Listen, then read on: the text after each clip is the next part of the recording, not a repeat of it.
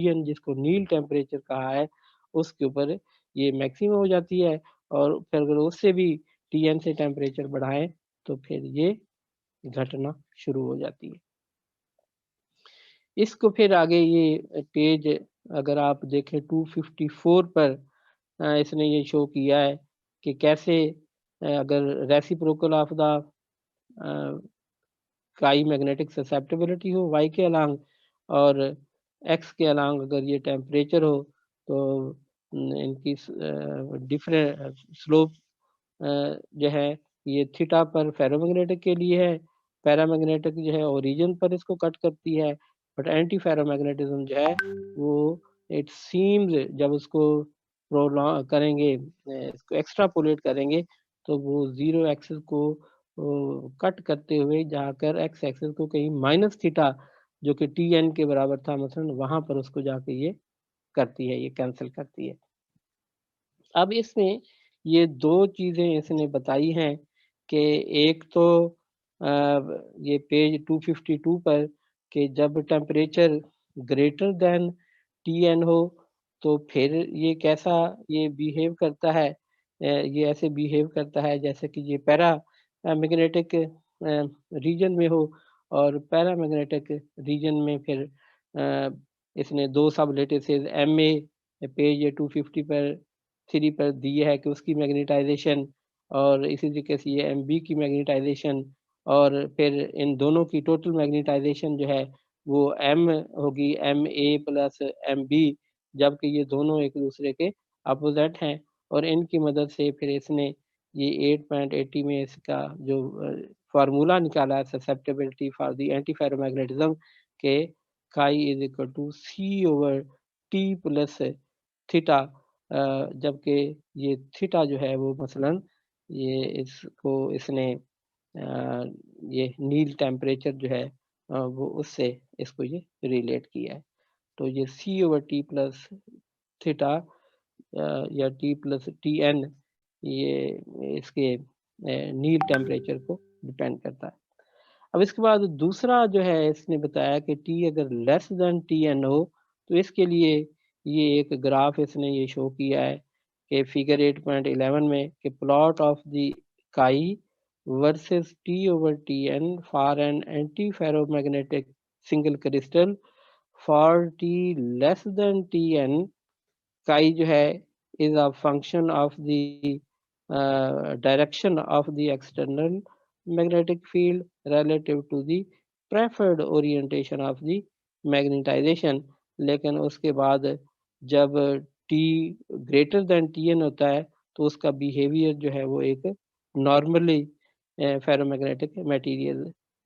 की तरह है। इसकी मिसाल इसने मसलन ये दी है कि काई जो है उसके उसने 2 हिस्से शो कर दिए हैं कि एक काई जो है मसलन वो परपेंडिकुलर कंपोनेंट है और दूसरा काई जो है वो पैरेलल कंपोनेंट है। तो जैसा कि इसने ये दूसरा हिस्सा जो था कि when T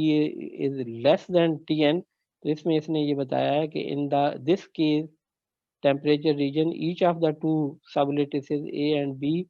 in the spontaneous magnetization they along are magnetized along its preferred direction of the magnetization but the net magnetization is still zero। अब ये preferred orientation क्या है इसमें अगर आपको याद हो ये भी वही पहला चैप्टर बनता था जिसमें हमने वो n फोल्ड एक्सिस पढ़े थे कि एक जो है वो करैक्टरिस्टिक प्रॉपर्टी बन जाती थी कि मसलन अगर वो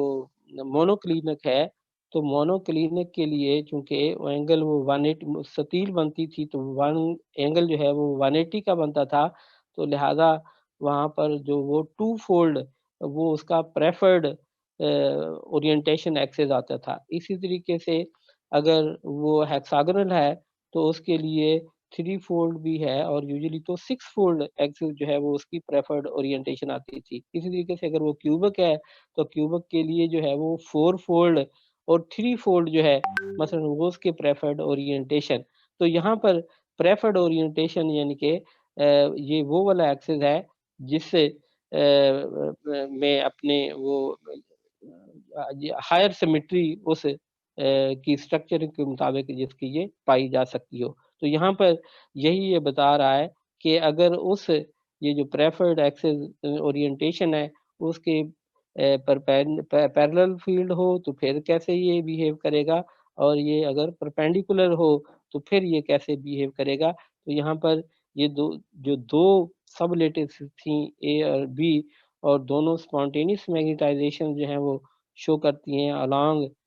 their preferred orientation of the magnetization, but the net magnetization that is still is equal to zero. The application of the external magnetic field, however, results in some net magnetization. There are two directions of the applied field which are of the particular interest, one perpendicular and other parallel to the preferred direction. The susceptibility in these two directions are determined separately, and the average value is taken to calculate the net susceptibility. It can be shown that the susceptibility in the perpendicular direction chi parallel is independent of the temperature, यानी कि remain almost constant below the Nile temperature. The susceptibility in the parallel direction chi parallel that decreases continuously with decrease in the temperature and approaches to zero as T approaches to zero. This means that at the 0 Kelvin, internal field is so strong that it does not allow the spin of the one sublattice to change their orientation along the spin of the other sublattices, even when and the external field is present at t is equal to Tn. ये chi parallel जो है that is equal to chi perpendicular and this is equal to chi. The variations of the chi perpendicular, chi parallel and chi with the temperature they are shown in the figure. यानी कि आप इस आप graph को देखें तो यहाँ पर इसने काई जो है वो लिया है along the y axis, और t over Tn जो है इसको इसने लिया है इसके along एक्स एक्सिस के